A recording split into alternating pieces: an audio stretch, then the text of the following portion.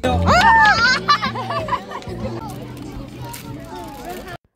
అండి, ఎలా ఉన్నారు అందరూ? నేనైతే చాలా చాలా బాగున్నాను. Welcome back to my channel Krishna in Korea. నేను కృష్ణప్రియ.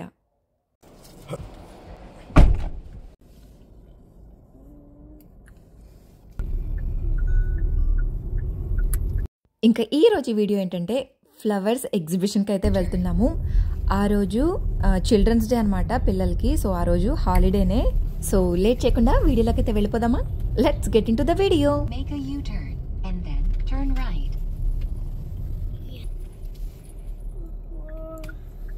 అదే కదా,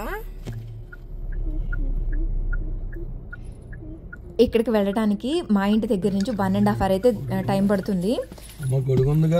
బుద్ధా టెంపుల్ అంటే ముందు రోజు బుద్ధా టెంపుల్కి వెళ్ళాం కదా, ఆ రోజు నైట్ వచ్చేసరికి చాలా లేట్ అయిపోయింది. మేము పడుకునేసరికి 12:30, 1:45 అయిపోయింది అనమాట. అండ్ ఎర్లీ మార్నింగ్ మళ్ళీ 7:30 కల్లా ఇంట్లో నుంచి బయలుదేరిపోయాము. 9 కల్లా రీచ్ అయిపోయాము.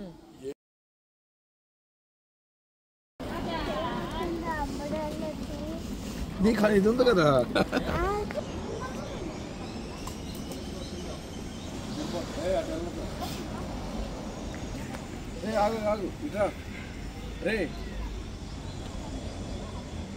శాంపప్పు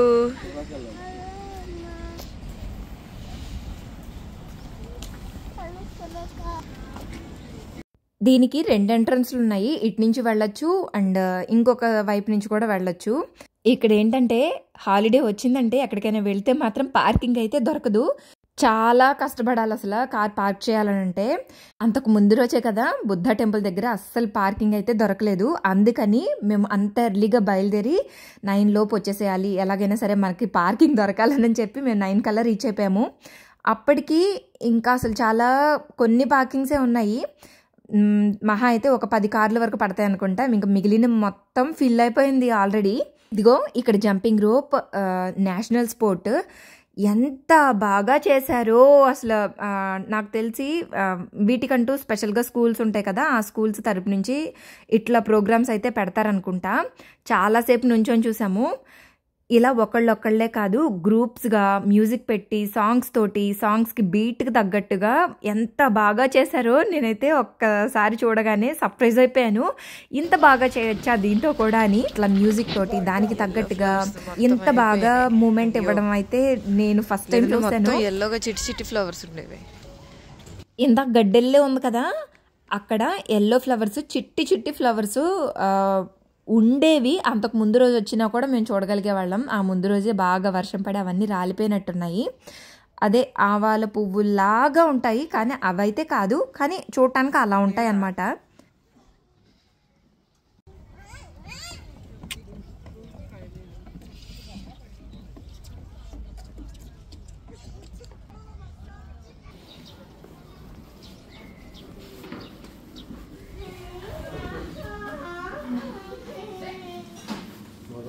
అసలు ఫుల్ మగతగా ఉంది.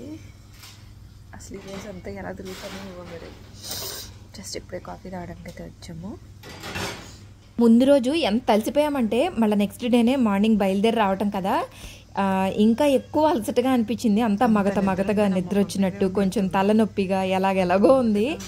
ఆఫ్టర్నూన్కి కానీ నేనైతే సెట్ అవ్వలేదు. నేను ఒక్కదాన్నే కాదు, పాప మా వారి పరిస్థితి అట్లాగే. మేము 2 ఫ్యామిలీస్ కలిసి వెళ్ళాం కదా, వాళ్ళు కూడా అట్లాగే ఫీల్ అయ్యారు. ఎలాగోలా కొద్దో గొప్ప పిల్లలైతే కాస్త బాగానే ఆడుకున్నారులే. బూసా నుంచి తెలుగాళ్ళు అయితే ఇంకా రాలేదు, వాళ్ళు దారిలో ఉన్నారనమాట. వాళ్ళు వచ్చేలోపు కాఫీ అయితే తాగుదామని చెప్పి ఇక్కడికైతే తీసుకొచ్చారు మా వారు. మొన్న షార్ట్ వీడియోలో ఒకళ్ళు ఇలా కమెంట్ చేశారు, ఇలాంటి టాపిక్స్ తీసుకొని ఎలాబరేట్ చేసి చెప్పొచ్చు కదా, చాలా బాగుంటుంది కృష్ణ గారు అని. టాపిక్ అంటే ప్రత్యేకించి నేను ఒక టాపిక్ గురించి అయితే ఎస్పెషల్లీ నాకు తెలియని దాని గురించి అయితే నేను మాట్లాడను. కాకపోతే నా లైఫ్లో జరిగినవి, నేను ఫేస్ చేసినవి, నాకు అనిపించినవి, ఇట్లాంటి వాటి గురించి అయితే నేను ఎలాబరేట్ చేసి మాట్లాడగలను. అండ్ ఈ టాపిక్ గురించి కూడా నేను అలా మాట్లాడగలను. అదేంటంటే అన్నిసార్లు అందరి గురించి అన్ని విషయాల్ని పట్టుకొని ఏలాడకూడదు అని అయితే నేను మాట్లాడాను కదా. దీన్ని కొంచెం ఎలాబరేట్ చేసి చెప్పాలని అంటే ఒక్కసారి ఆలోచించండి. మనల్ని ప్రేమిస్తూ మన వెనకాలే ఉండి మనల్ని వెన్ను తట్టి మనల్ని సపోర్ట్ చేసే వాళ్ళ గురించి మనం ఆలోచించవచ్చు. ఎంత దూరమైనా వెళ్ళొచ్చు మనం అలాంటి వాళ్ళ గురించి. అంతేకాని మనల్ని కేర్ చేయని వాళ్ళ గురించి అసలు ఆలోచించడం అవసరం అంటారా? అయితే ఆ ఆలోచన మనకి బాధ అయినా అవుతుంది, లేదంటే టైం వేస్ట్ అన్నా అవుతుంది. ఈ రెండిటిలో ఏదో ఒకటే జరుగుతుంది. అంతేకాని దానివల్ల మనకి ఏ రకమైన ఉపయోగము ఉండదు. ఒక్కసారి ఆలోచించండి, అవునా కాదా నేను చెప్పింది? అలాంటి వాళ్ళని వదిలేసేయండి, కాలానికి వదిలేయాలి ఇలాంటి వాళ్ళని. అయితే మన గురించి వాల్యూ తెలుస్తుంది, ఖచ్చితంగా తెలుస్తుంది. తెలియకపోతే వాళ్ళ గురించి ఆలోచించట్లేదు కాబట్టి మనకి టైం అయినా మిగులుతుంది. ఎవరిదో మెప్పు కోసం ఈరోజు మనం కష్టపడాల్సిన పని లేదు. ఒకళ్ళని మెప్పించడం ఏంటండి, మనల్ని మనం మెప్పించుకుంటే చాలు. మనం ఎంత కరెక్ట్గా ఉన్నామో, ఎవరికి ఏ ఇబ్బంది కలిగించుకోకుండా ఉన్నామా లేదా, మనల్ని మనం సరిగ్గా చూసుకుంటున్నామా, మన ఫ్యామిలీని సరిగ్గా మనం లీడ్ చేసుకోగలుగుతున్నామా, మనకంత స్ట్రెంగ్త్ ఉందా, దానిపైన కాన్సన్ట్రేట్ చేయండి. అదే ఎడ్యుకేషన్ పరంగా అయితే మనల్ని మనం శుభ్రంగా చదువుకుంటున్నామా, ఇచ్చిన టాస్క్లన్నీ కంప్లీట్ చేసుకుంటున్నామా అన్నదే చూసుకోండి. కొన్నిసార్లు ఏమవుద్దంటే ఎవరన్నా వచ్చి ఒక విషయం అంటే వాళ్ళ ప్రాబ్లం ఏదన్నా వచ్చి మనకు చెప్పారు అని అనుకో, దాని గురించి ఎక్కువ ఆలోచిస్తూ ఉంటాం అనమాట. అక్కడ ఏమవుతుందంటే ఏదో ఒకటి సొల్యూషన్ చెప్పాలను, లేదంటే కొన్నిసార్లు వాళ్ళ ప్రాబ్లము మన గుండెను కూడా తొలిచేస్తూ ఉంటుంది. ఇంకోటి ఏదో చెయ్యాలి అనను కొంచెం ఉత్సాహపడతా ఉంటాము. అలాంటి ఉత్సాహాలని తగ్గించుకోవటం ఎంతో ఉత్తమమైన మనుషులు చేసే పనులు అనమాట. వాళ్ళ ప్రాబ్లమ్స్ అన్నీ తీసుకొచ్చి మన నెత్తి మీద వేసుకుంటాము. వాళ్ళు బాగానే ఉంటారు, మళ్ళీ మనతోటి షేర్ చేసేసుకుంటారు కాబట్టి వాళ్ళు బాగానే ఉంటారు. మనం ఏంటంటే మనం ఎట్లా అయిపోతామంటే వాళ్ళకి ఏదైతే ఎవరితో అయితే ప్రాబ్లం ఉంటుందో వాళ్ళతోటి కొంచెం మనం విరోధంగా అయిపోతున్నామా అన్నట్టుగా కూడా ఉంటుంది కొన్నిసార్లు. ఇది కూడా చాలా మెయిన్ పాయింట్. పక్కన వాళ్ళ గురించి మనం ఎప్పుడు ఇంకొకరికి విరుద్ధం అవ్వకూడదు. సింపుల్గా చెప్పాలంటే అన్నిటికి పొలోమని నేను ఉన్నానుగా అని బయలుదేరిపోకూడదు అనమాట. పెద్ద పేరక్కల్లాగా కొంచెం ముందు వెనక కూడా ఆలోచించుకోవాలి. టోటల్గా నేను చెప్పొచ్చేది ఏంటంటే ఎవరి కోసమో ఏదో చేయటం కోసమో మనల్ని మనం సఫర్ చేసుకోకూడదు. మన పని మనం చేసుకుంటూ మనకున్న టైంని వాల్యూ ఇచ్చుకుంటూ యూటిలైజ్ చేసుకుంటూ మనల్ని ముందుకు తీసుకెళ్ళటం, మనల్ని నమ్ముకున్న వాళ్ళని ముందుకు తీసుకెళ్ళటం ఇంపార్టెంట్, అంతే.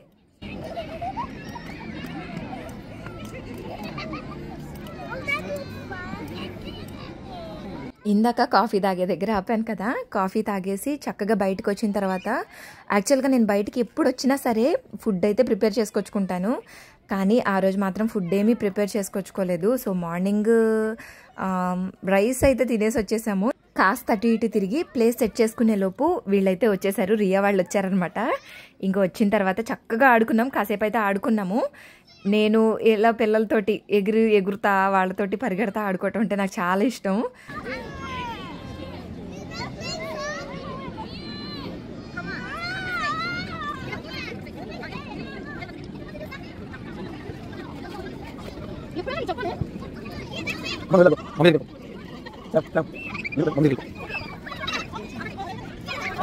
చిల్డ్రన్స్ డే కదా, పిల్లలకి గేమ్స్ ఉంటాయని చెప్పాను కదా, చిన్న చిన్న గేమ్స్ ఇట్లా అయితే పెట్టారు. నేను ఇక్కడ కొరియాలో అబ్జర్వ్ చేసింది ఏంటంటే మనం ఏ ప్లేస్కి వెళ్ళినా ఎక్కడ ఏ ఫోటో దిగాలన్నా ఏ గేమ్ చిన్న చిన్న గేమ్స్ ఇవన్నీ ఆడాలన్నా లైన్లో అయితే నుంచోవాల్సిందే. లైన్ లేకుండా డైరెక్ట్గా వెళ్ళిపోయి ఆడుకుందాం అన్న ప్రశ్నే ఉండదు. ప్రతి చోట రష్ అయితే ఉంటుంది. ఇక్కడ ఈ గేమ్ ఏంటంటే గన్ ఉంది కదా, దానికి రబ్బర్ బ్యాండ్ పెట్టాలి. అది మా సంస్కృతి పడుతుంటే ఏంటో పద్దాక జారిపోయింది. అదిగో అట్లా రబ్బర్ బ్యాండ్ ఫిక్స్ చేసి ఇప్పుడు మనం షూట్ చేస్తే ఆ ఆపోజిట్లో ఉన్నది కింద పడిపోవాలన్నమాట.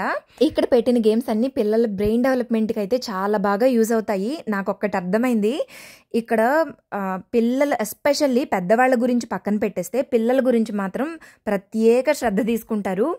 వాళ్ళ లాజికల్ థింకింగ్ ఎలా ఉంది, అసలు వాళ్ళ థింకింగ్ స్కిల్స్ ఎట్లా ఉన్నాయి, కాన్సన్ట్రేషన్ లెవెల్స్ ఎట్లా ఉన్నాయి అన్న దానిపైన గేమ్స్ అయితే ఉంటాయి. అండ్ పేరెంట్స్ కూడా ఆ స్కిల్స్ మీద బాగా ఎక్కువ శ్రద్ధ చూపిస్తారనమాట. ఇదిగో ఇప్పుడు ఆడే గేమ్ అయితే అసలు సూపర్ గేమ్ ఇది. మొత్తం అంతా మన కాన్సన్ట్రేషన్ ఎక్కడుంది, మనం ఆలోచించేదానికి మన హ్యాండ్ మూమెంట్కి సింక్ అవుతుందా లేదా అన్న దాని మీదే ఉంది మొత్తం అంతా. ఈ గేమ్ అంతా అట్లాగే ఉంటుంది.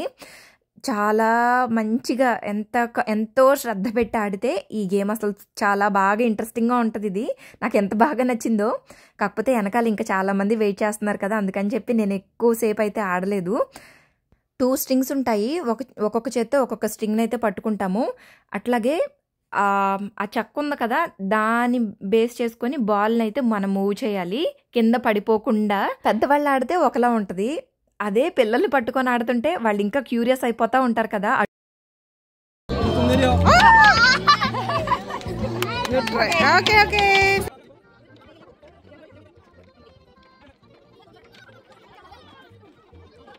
ఇదిగో ఇలా చిన్న చిన్న గేమ్స్ అయితే ఉన్నాయి. ఇది కూడా చూడటానికి చాలా సింపుల్గా ఉంటుంది, కానీ మనం వేసిన బాల్ అక్కడికి కరెక్ట్గా వెళ్ళి ఆగాలి. ఆ మధ్యలో పైకి వెళ్ళిన తర్వాత మధ్యలోకి కరెక్ట్గా ఆగిపోవాలి.